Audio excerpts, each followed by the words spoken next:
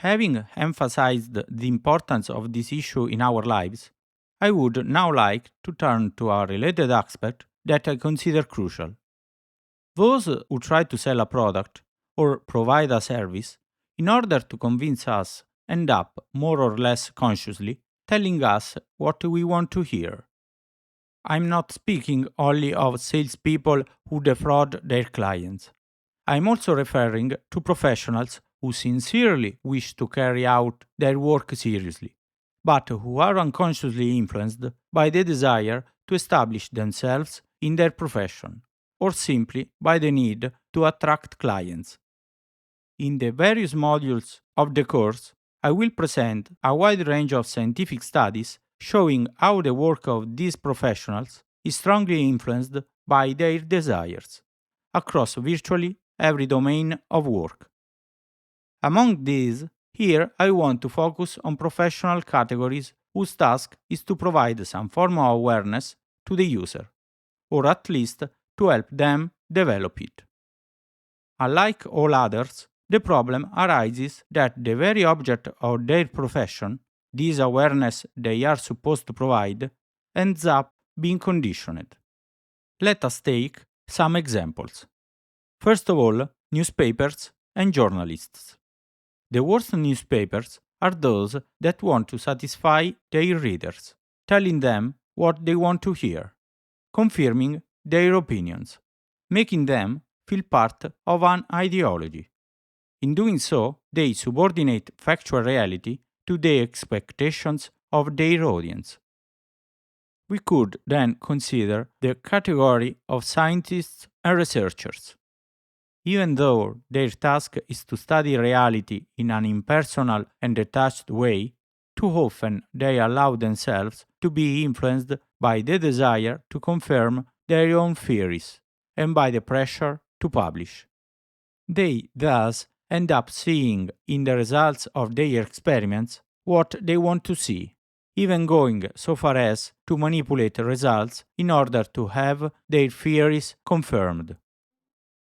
We could continue with psychotherapists. Even though their task is not to directly instill awareness in the patient, but to allow the patient to reach their own awareness through the therapeutic process, they too risk being influenced by their own needs and desires. Or school principals. Since the funds allocated to schools depend on the number of enrolled students, principals will tend more or less consciously to adopt policies aimed at not displeasing parents, who might otherwise decide to transfer their children to other schools. This negatively affects teachers and the quality of teaching that results. There are also other categories, such as motivators and life coaches. They too are predisposed to try to convince clients to rely on them, making the clients believe that by listening to them, they can improve their lives and achieve their goals.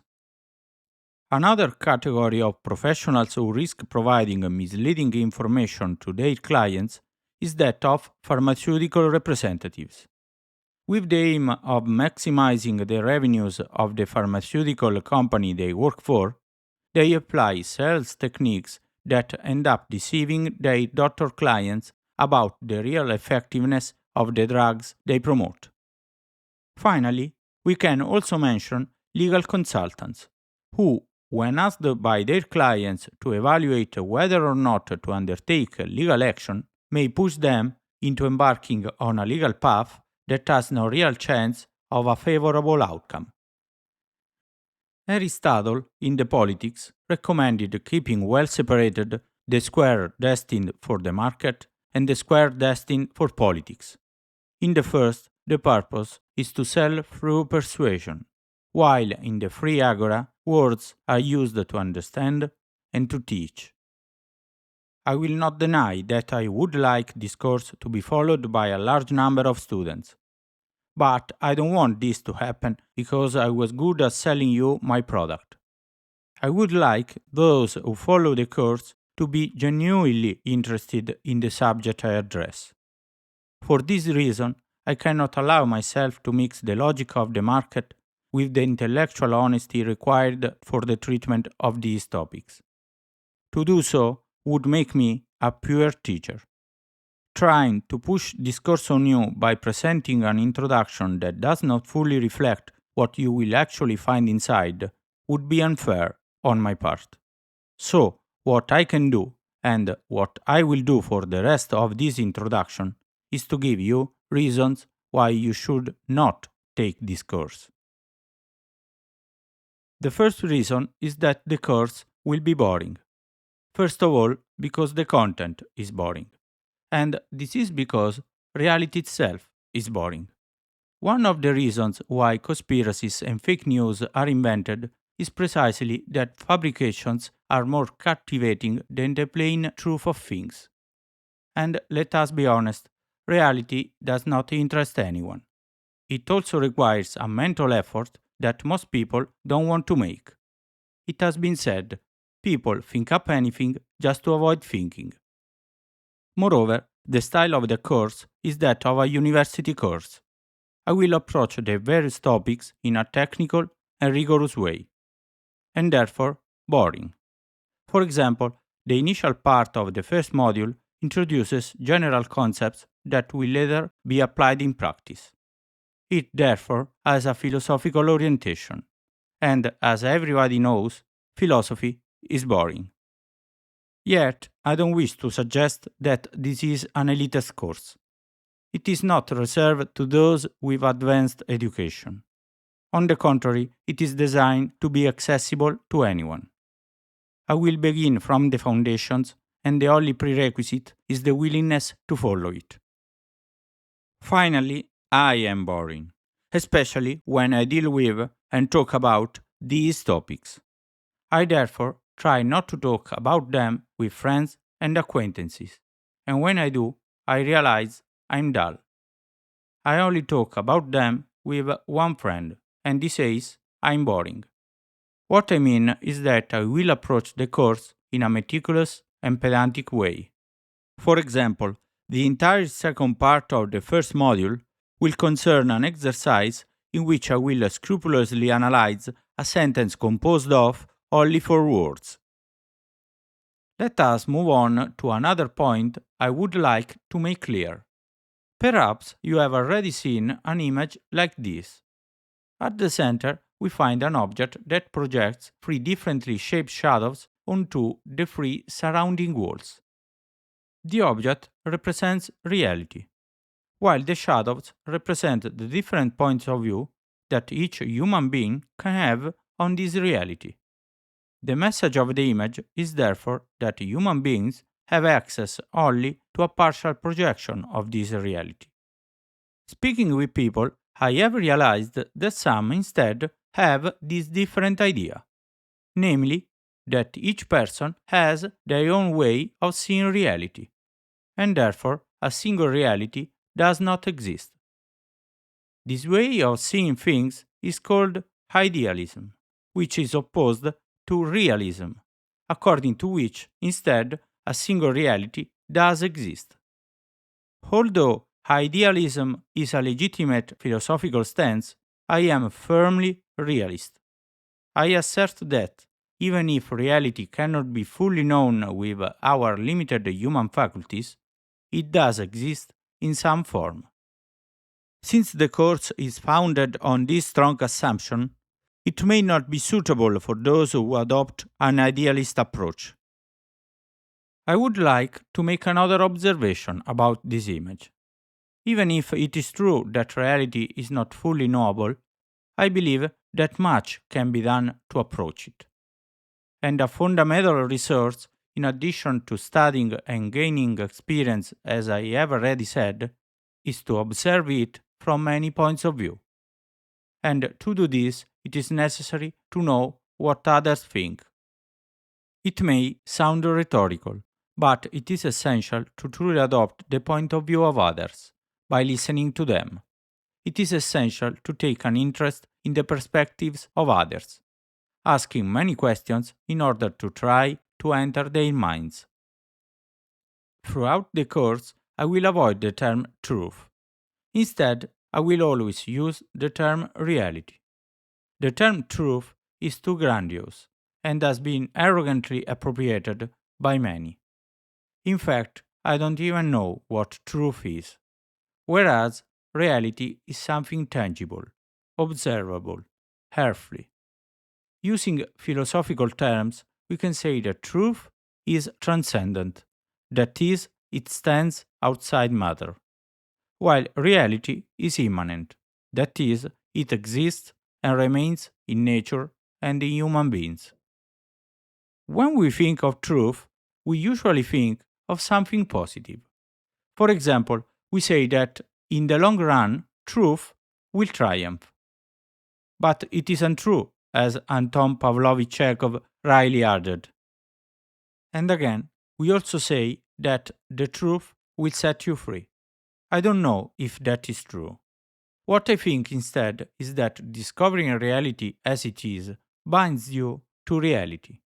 To give a very concrete example, if I discover that my partner is cheating on me, I can no longer pretend otherwise. And from that moment, my life is conditioned by that fact. To sum up, while truth is generally imbued with positive connotations, reality is neither positive nor negative. It's neutral. It's simply reality. Seeking reality is an effort, and it doesn't bring great advantages in life. It is one of those things that will be beneficial if done by most people, but if done alone, ends up being a disadvantage. Like, for example, recycling. As long as you are the only one doing it, it is useless, and also costs you effort that you could direct elsewhere. As I said in the previous slides, it would be a great advantage for humanity. But as I also said, most people are not interested in making this effort. I want to make it clear that this course does not aim to improve your life. If I'm offering you this course, it is because in reality I'm interested in improving my own life. I don't presume to think that I can improve your life. I strongly believe that in order to improve something, it is necessary to know that something, and I know nothing about you. I am in no way a motivator or a life coach. This is not a motivational course. Wait, let me repeat it. This is not a motivational course. To be sure, I have made myself clear. This is not a motivational course. I could tell you that it is a course strongly based on scientific and philosophical foundations. But that is exactly what those who propose motivational courses usually say, so it has no value to say it. In truth, I don't look favorably on motivators. And to be honest, I believe that most of them end up, even unintentionally, offering illusory content based on unfounded concepts. I stress this point because while drafting the course, some acquaintances told me, "Ah, so you are making a motivational course." The web is so full of motivational and self help courses that it is now taken for granted that any course dealing with these topics must have a motivational purpose. If you are interested in a course with more of a self improvement focus, as I said, countless courses of the kind are available. This course is quite the opposite. In fact, by following this course, you will not be faced with revelations that will change your life. I am not a guru with hidden truths to reveal. Everything I say has already been said by others.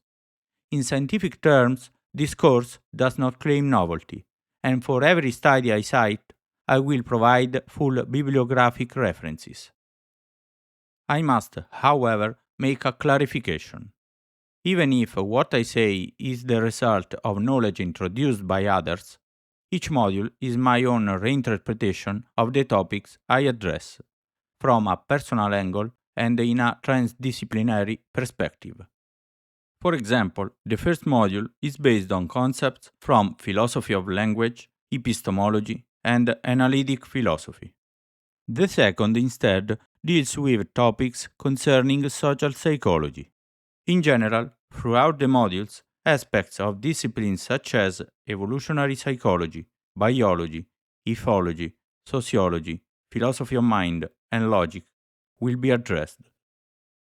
The purpose is not to provide a canonical introduction to these disciplines. If that is what you seek, there are many excellent courses available online or within university programs. Often, these courses have titles such as Introduction to, Foundations of, or Manual of. The course is interspersed with tests. Even though it is inevitably a lecture style course, being online, I will continually pose questions and challenges. My aim is not merely to transmit knowledge, but to unsaddle your certainties, and, where necessary, dismantle them. Since these are not empty quizzes but tests that challenge the individual, when I submitted them to friends and acquaintances, I noticed that they often caused feelings of frustration and a sense of failure when the person tested could not give the correct answer. I also noticed that some people tried in advance to avoid taking the test or to evade the answer. So, if you think your self esteem might be shaken by failing a test, perhaps this course is not for you. Seeking reality and discovering it causes a certain suffering. Let's say it plainly. It is much easier to live in ignorance. Giacomo Leopardi already said this in his Night Song of a Wandering Shepherd in Asia, in which a shepherd admits to envying the life of his flock. My flock, now resting there, how happy thou, that knowest not, I think, thy misery. Oh, how I envy thee. Sigmund Freud, too, observed. There are two ways to be happy in this life. One is to become the idiot, and the other to be. I would like to give an example of the suffering brought about by discovering reality. For over 2000 years, at least here in the West, we believed that the Earth was at the center of the universe and that everything revolved around it. Moreover, we were convinced that we had been created in the image and likeness of God. In the 1600s, Galileo Galilei, on the basis of the astronomical model introduced by Nicholas Copernicus, dared to say, "Sorry guys, I don't want to give you bad news, but perhaps it is untrue that the whole universe revolves around us human beings." After stirring up some animosity, we moved on to "We are clinging to a rock wandering through the universe along with billions of other rocks, but at least we were created in the image and likeness of God." Shortly after, in the 1800s, Charles Darwin, just back from his holiday in the Galapagos, shared his discoveries with us. "Sorry guys, I don't want to give you bad news, but perhaps it is untrue that we are made in the image and likeness of God." Further discussions followed, leading to the conclusion that we are clinging to a rock wandering through the universe along with billions of other rocks, and we descend from monkeys through a process that, at least, has as its ultimate purpose the survival of our species. A few years later, in 1976, the geneticist Richard Dawkins, building on the studies of George Christopher Williams, added this voice. "Sorry guys, I don't want to give you bad news, but perhaps it is untrue that this whole process has the purpose of preserving us." After further debate, we reach the conclusion that we are clinging to a rock wandering through the universe along with billions of other rocks, and we descend from monkeys through a process whose ultimate purpose is not our survival, but that of our genes. This is how it always goes when one studies reality. We started from human being is at the center of the universe and is made in the image and likeness of God to arrive at the awareness that we are clinging to a tiny rock wandering in a vast universe and we are merely vehicles for the survival of our genes.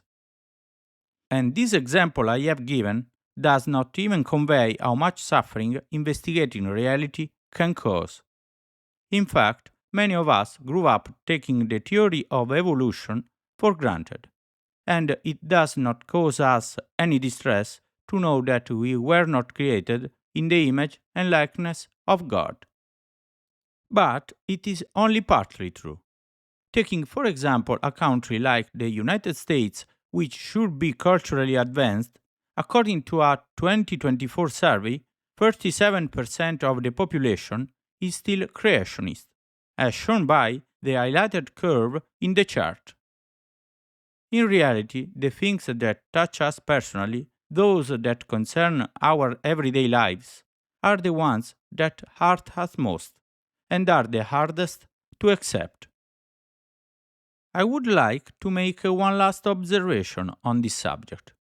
As you may know, Galileo Galilei was tried by the Holy Inquisition for his ideas on heliocentrism, which were considered heretical by the Church.